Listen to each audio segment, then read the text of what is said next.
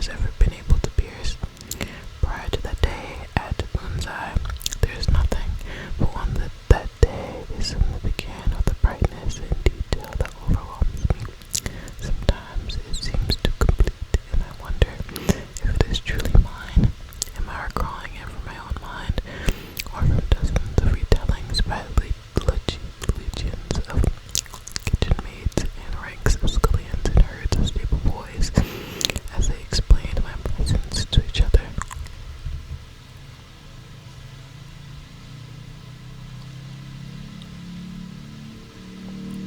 Sorry, there was like a fuzz or something in my mouth. My bad. Perhaps I've heard the story so many times from so many sources that I now recall it as an actual memory of my own. Is the detail the result of a 6-year-old's open absorption of all that goes on around him, or could the completeness of the memory be the bright overlay of the skill and the later drugs a man takes to control his addiction to it? The drugs that bring on pains and cravings of their own. The last is most possible. Perhaps it is even probable. One hopes it is not the case. The remembrance is almost physical. The chill grayness of the fading day, the remorseless rain that soaked me, the icy cobbles of the strange town streets, even the calloused roughness of the huge hand that gripped my small one. Sometimes I wonder about that grip. The hand was hard and rough, trapping mine within it, and yet it was warm and not unkind as it held mine, only firm. It did not let me slip on the icy streets, but did not let me escape my fate either. It was as implacable as the icy gray rain that glazed the trampled snow and ice of the great graveled pathway outside the huge wooden doors of the fortified building that stood like a fortress within the town itself.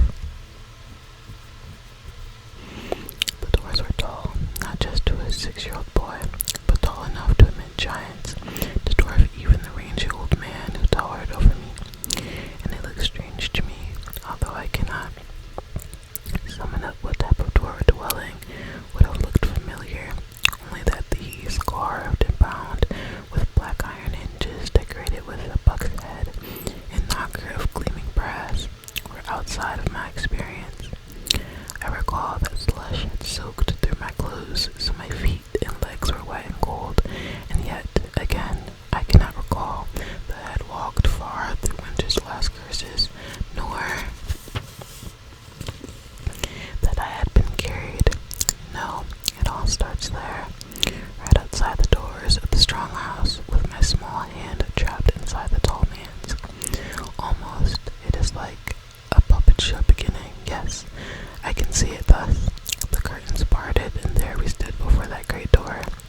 The old man lifted the brass knocker and banged it down once, twice, thrice on the plate that resounded to his pounding, and then, from off stage, a voice sounded, not from within the doors, but from behind us, back the way we had come.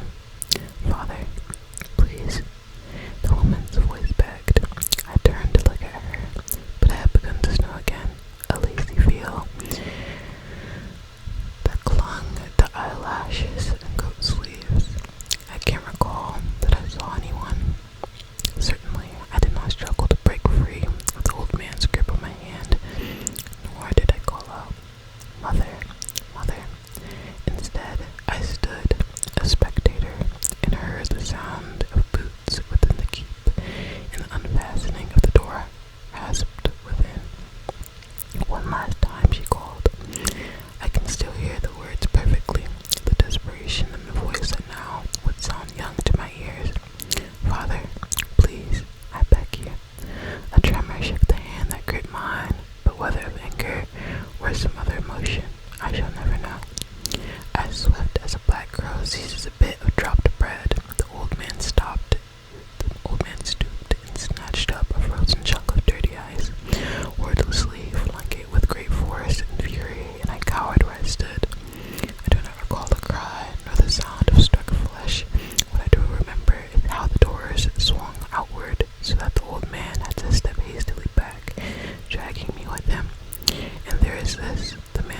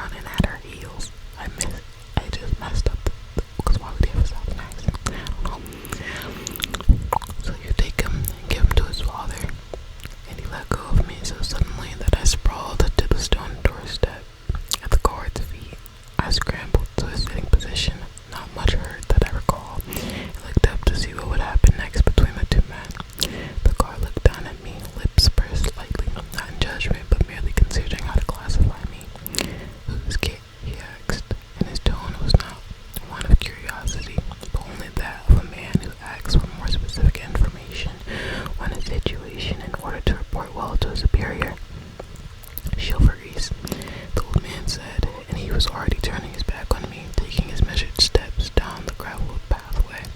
"Prince, chivalry," he said, not turning back, as he added the qualifier, "him was king in waiting. That's who got him, so let him do for him, and be glad he managed to father one child somewhere." For a moment, the guard watched the old man walking away. Then he wordlessly stopped to seize me by the collar and drag me out of the way so he could close the door.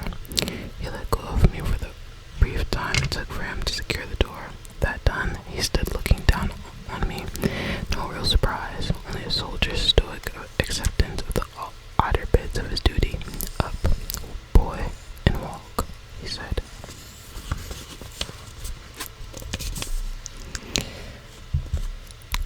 So I followed him down a dim corridor, past rooms spartanly furnished, with windows still shuttered against winter's chill, and finally to another set of closed doors, these of rich, mellow wood, embellished with carvings. There he paused and straightened his own garments briefly. I remember quite clearly how he went down on one knee to tuck my shirt straight and smooth my hair with a rough pat or two. But whether this was from some kind-hearted impulse that I make a good impression, or merely a concern that his package looked well tended, I will never know.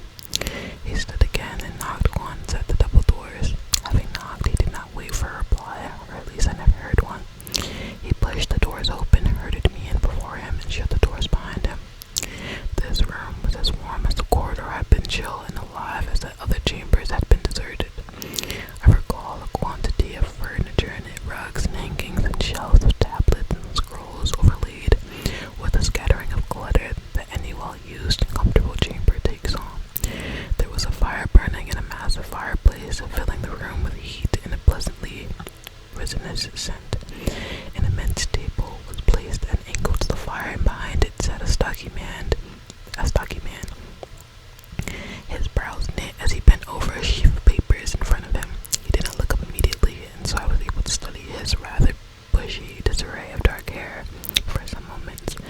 When he did look up, he seemed to take in both myself and the guard in one quick glance of his black eyes. "Well, Jason," he asked, and even at that age I can sense his resignation to a messy interruption. "What's this?" The guard gave me a gentle nudge on the shoulder that propelled me a foot or two closer to the man. An old blowman. "Left him, Prince Verity, sir. Says it's Prince Chivalry's bastard, sir." For a few moments, the harried man behind the desk continued to regard me with some confusion.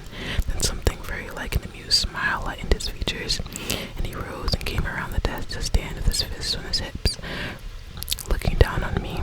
I did not feel threatened by his scrutiny. Rather, it was as if something about my appearance pleased him inordinately. I looked up at him curiously.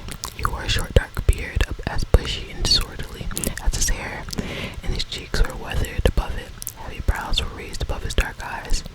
He had a barrel of a chest and shoulders that strained the fabric of his shirt.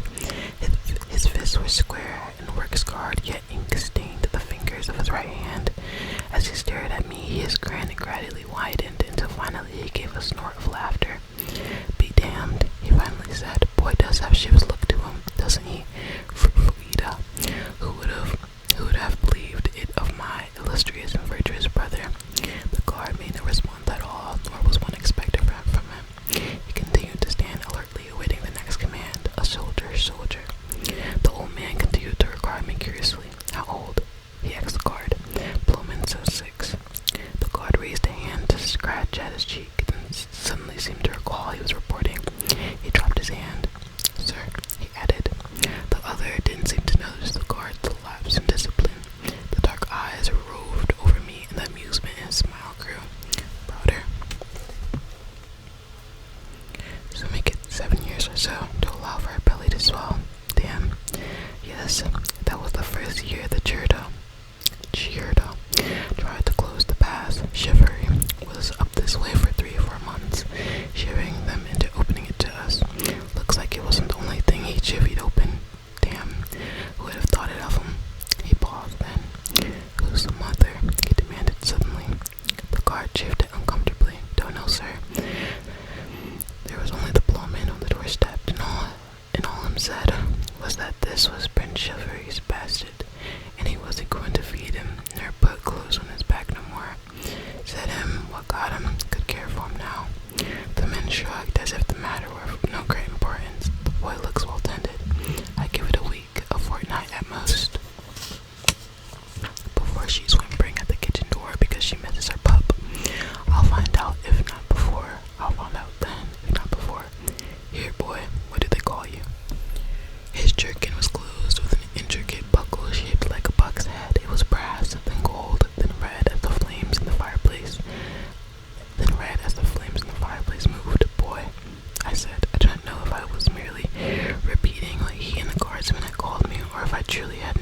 besides a word. For a moment, the man looked surprised, and a look of what might have been pity crossed his face, but it disappeared as swiftly, leaving him looking only discomfited or mildly annoyed. He glanced back. My leg is falling asleep.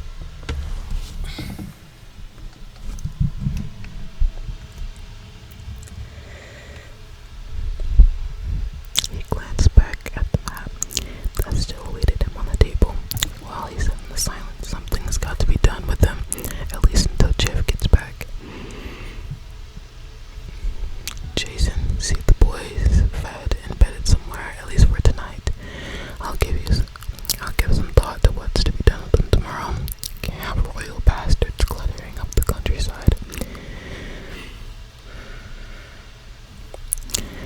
Sir, said Jason, neither agreeing nor disagreeing, but merely accepting the order. He put a heavy hand on my shoulder and turned me back toward the door. I went somewhat reluctantly, for the room was bright and pleasant and warm. My cold feet had started to tingle, and I knew if I could stay a little longer, I would be warm through. But the guardsman's hand was inexorable, and I was steered out of the warm chamber and back into the chill dimness of the dreary corridors. They seemed all the darker after the warmth and light, and endless as I tried to match the guard's stride as he wound through them. Perhaps, I whimpered, or perhaps he grew tired of my slower pace, for he suddenly seized me and tossed me up to sit on his shoulder as casually as if I weighed nothing at all. "Soggy little pup, you," he observed without rancor, and then bore me down corridors and around turns, up and down steps, and finally into the yellow light and space of a large kitchen. There, half a dozen other guards lounged on benches and ate. The camera's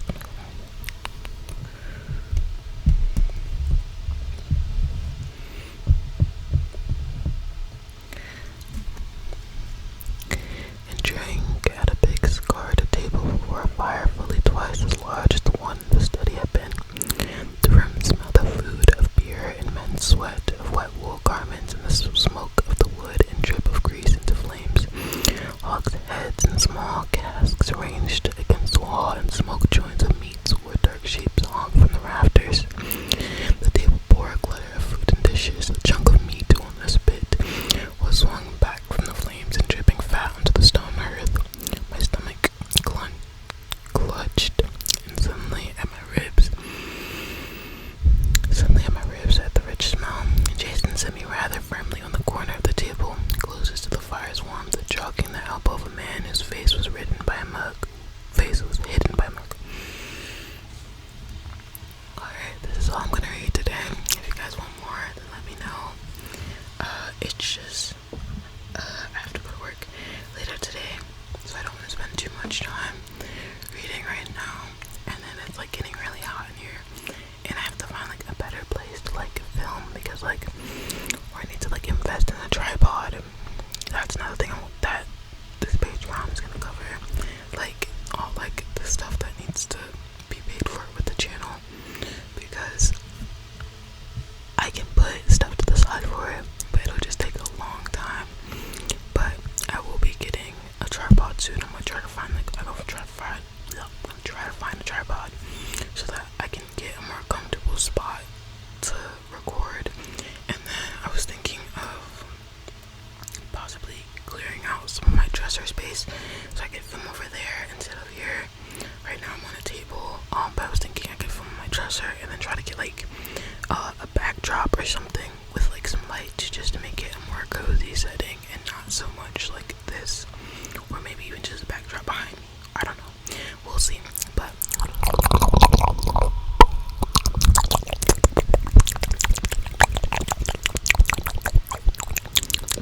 hope you guys have enjoyed this video today. Thank you so much for tuning in and for watching. If you have gotten this far,